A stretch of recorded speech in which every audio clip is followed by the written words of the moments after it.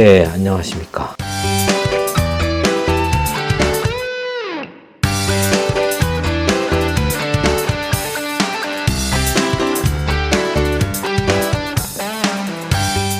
읽기가 거북합니다. 왜 그러냐면 이 책에 한국사에서 나왔던 모든 망언들을 다 포함하고 있어요. 그러니까 그 망언들이 어떤 망언들이냐, 뭐 예를 들면 2005년에 한승조 그 고려대 명예교수의 망언이 있었죠. 그 정치권만이 아니라 언론, 뭐 사회 전반을 충격에 이제 몰아넣었던 망언인데요. 조선에 대한 일본의 식민 지배는 우리에게 축복이었다. 뭐 여기까지 나간 거거든요. 우리들의 상식들이 있잖아요. 그 상식들을 완전히 뒤엎어버리는 그런 발언을 했던 것이죠. 그런 수준의 망언들이 굉장히 많아요. 너무 많아서 그 망언에 문제의식조차 못 느낄 정도로 무감각해질 정도로 굉장히 많거든요.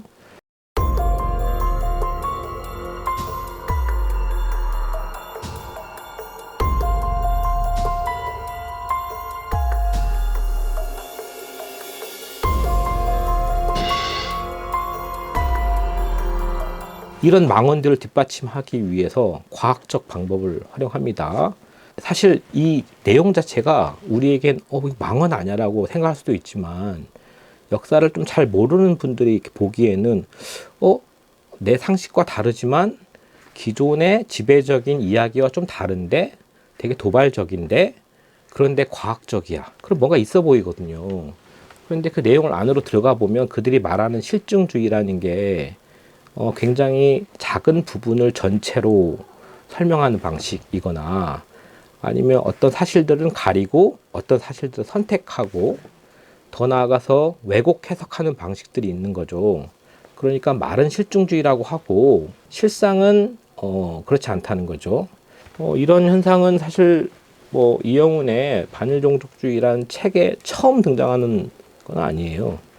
역사와 관련해서 수정주의적 어떤 흐름들이 우리가 반동이라고 하는데, 그런 백래시들이 사실 있었거든요. 가장 대표적인 백래시 사례 중에 하나가 홀로코스트 부정론이에요.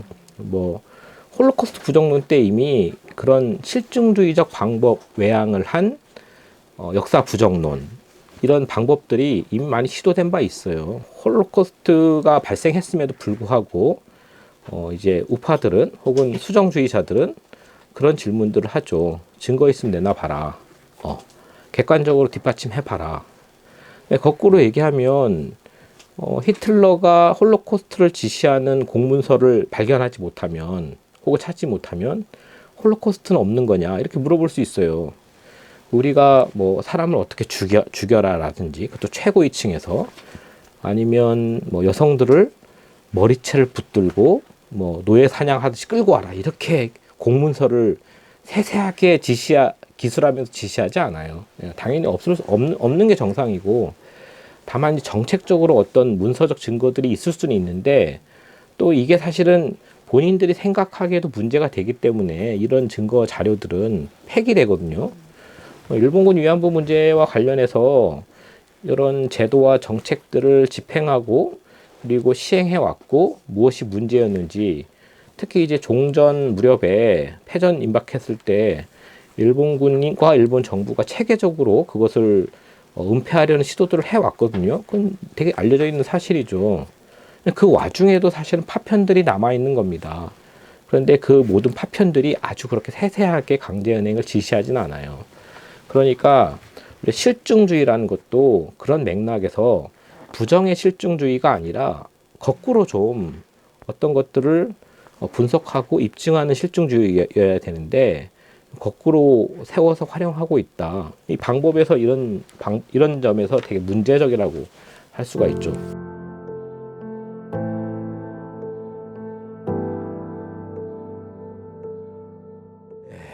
그게 아주 중요한 질문입니다.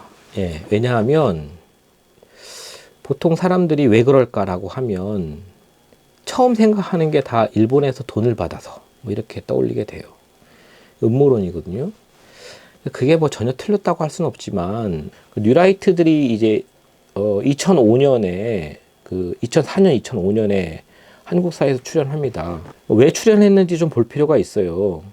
2004년은 한국에서 이 노무현 정부 때 전반적으로 과거사 청산을 시도했던 때입니다. 노무현 정부의 작업에 대한 이제 우파들의 반격들이 이제 시작이 되는데, 일단 본인들이 친일파들이잖아요. 혹은 그 후예들이거나 꼭 친일파가 아니어도 진보가 보수를 얘기할 땐 항상 친일 문제로 거론을 하니까 이 반일 내셔널리즘을 한번 넘어서야겠다고 본 거죠. 그러면서 이제 식민 지배 시기와 관련해서는 이른바 친일파 청산에 대해서 반대하는 겁니다. 2004년, 5년 때 뉴라이트들의 그런 시도가 이제 처참한 실패로 돌아가는 거죠. 아까 얘기했던 2005년 한성조 교수 파동도 그 안에 있었어요. 한국 사회는 보수파들조차도, 심지어는 혹은 보수적 생각을 하고 있는 국민들도 반일 민족주의 정서가 굉장히 강력했던 거죠. 그 이후 이제 뉴라이트들이 한 작업들은 교과서 포럼을 만들고 교과서를 바꾸는 작업들을 합니다. 일본과 똑같아요. 그리고 다시 한번 불거졌던 게 2013년 교학사 출판 고등학교 한국사 교과서 문제였죠. 그때도 마찬가지 식민지 근대화론과 친일파 미화를 하고, 그 다음에 한국 현대사를 긍정적으로 보는, 그러니까 우리가 이승만의 건국과 박정희의 개발을 굉장히 높이 평가하는 그런 교과서를 썼던 거죠. 그 안에 사실 반일 종족주의의 내용들이 이미 다 그때 등장했고요. 정점을 찍었던 게 바로 2015년 국정교과서 문제였죠. 그러니까 한국 뉴라이트들 혹은 한국 우파들의 관심사는 자기 계기가 있는 겁니다. 자기 이유가 있는 거예요. 어떻게든 반일 민족주의를 희석화시켜야 자기들이 덜 공격받는 것이죠.